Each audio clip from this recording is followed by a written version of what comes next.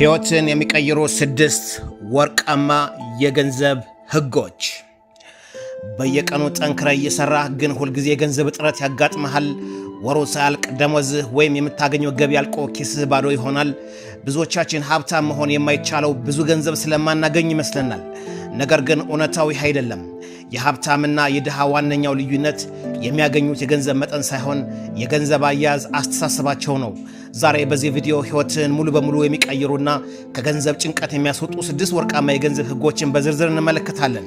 የሀብት ሚስጥሩን ለማወቅ ቪዲዮውን እስከ መጨረሻው ድረስ ይከታተሉ።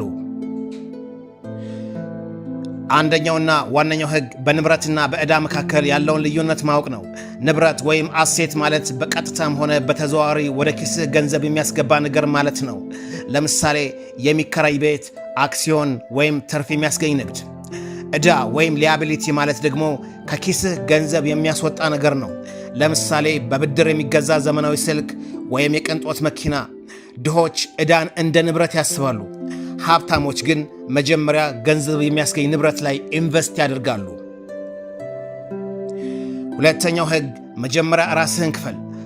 አብዛኛውን ሰው ገቢ ሲያገኝ መጀመሪያ የቤት ኪራይ ይከፍላል፣ ከዛም ልብስ ይገዛል፣ ከዚያም ይዝናናል፣ ከዚያም የተረፈውን ለማስቀመጥ ያስባል። ነገር ግን ምንም አይተርፈውም። የሀብት ህግ ግን የሚለው በሌላ መልኩ ነው። በማንኛውም ገቢህ ላይ ቢያንስ 10 በመቶውን ወዲያውኑ ለወደፊት ኢንቨስትመንት መቆጠብ አለብህ። የቀረውን 90 በመቶ ደግሞ ለወጪዎች መጠቀም አለብህ። ሶስተኛው ህግ ወጪህን በንቃት መቆጣጠር ነው።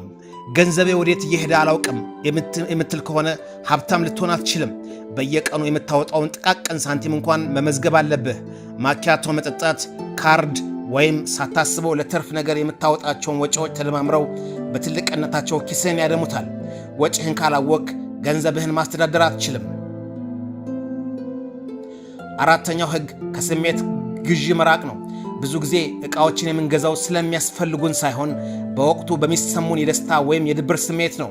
ይህንን የገንዘብ ሌባ ለማስቀረት የ48 ሰዓታት ህግን ተጠቀም።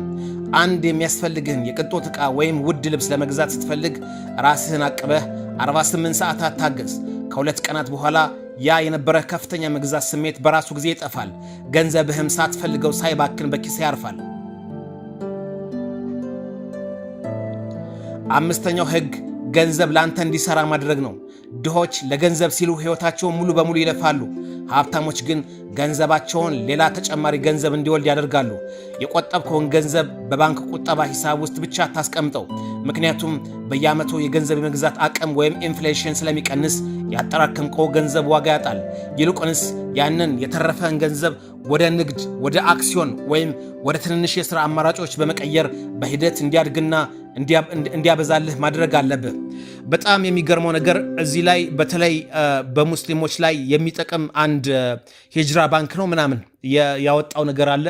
እሱም ምንድነው? የአክሲዮን ሽያጭ ከ15 ሺህ ጀምሮ እስከ 500 ሺህ ብር ድረስ ማለት ነው። አንድ ሰው ገንዘብ ካለው ከ15 ሺህ ብር ጀምሮ እስከ 500 ሺህ ብር ባለው ውስጥ አክሲዮን ይገዛል። ያ የገዛው አክሲዮን ባንኩ ወይ መኪና ይገዛበታል፣ ወይ ደግሞ ቦታ ይገዛበታል፣ ወይ ደግሞ ቤት ይገዛበታል። ከዛ በኋላ ባገኛችሁበት ትርፍ እንደገዛችሁት የአቅማችሁ መጠን እንደ አክሲዮናችሁ ማለት ነው ከትርፉ ትካፈላላችሁ። ይሄ ደግሞ በሃይማኖትም ምንም የሚያጋጭ ነገር የለውም፣ ሐላል ነው። ከትርፉ ትካፈላላችሁ ማለት ነው። ስለዚህ ይሄንን አማራጮች አውጧል ማለት ነው። አንድ ሰው ገንዘብ ካለው ገንዘቡን 2 ሚሊዮን ብር ቢኖረው ባንክ ላይ ቢያስቀምጠው ምንም ጥቅም የለውም። ምክንያቱም ባንኩ ነው የሚጠቀምበት እንጂ እናንተ ብዙ የምትጠቀሙበት ነገር የለም ማለት ነው። ያላችሁ ገንዘብ እንቅስቃሴ ሲያደርግ ነው እናንተ ተጠቃሚ የምትሆኑት። አሊያ ባንክ ላይ ብቻ ካስቀመጣችሁት ባንኩ ይጠቀምበታል ማለት ነው። ባንክ ላይ ያላችሁን ገንዘብ አወጣችሁ ስታንቀሳቀሱት ምን ይሆናል ማለት ነው? አሴት ይኖራችኋል ማለት ነው። ለምሳሌ 2 ሚሊዮን ብር ያለው ሰው ባንክ ላይ ቢያስቀምጠው ምንም ጥቅም የለውም። ግን መኪና ቢገዛበት ያ ምን ይሆናል? አሴት አለው ማለት ነው። መኪናው ተንቀሳቅሶ ተጨማሪ ገንዘብ ስለሚያስገኝ ማለት ነው። ስድስተኛው እና ከሁሉም በላይ የሆነው ትልቁ ህግ ደግሞ በራስህ ዕውቀት ላይ ኢንቨስት ማድረግ ነው። በዚህ ምድር ላይ ትልቁ ኢንቨስትመንት የራስን አይምሮ ማሳደግ ነው።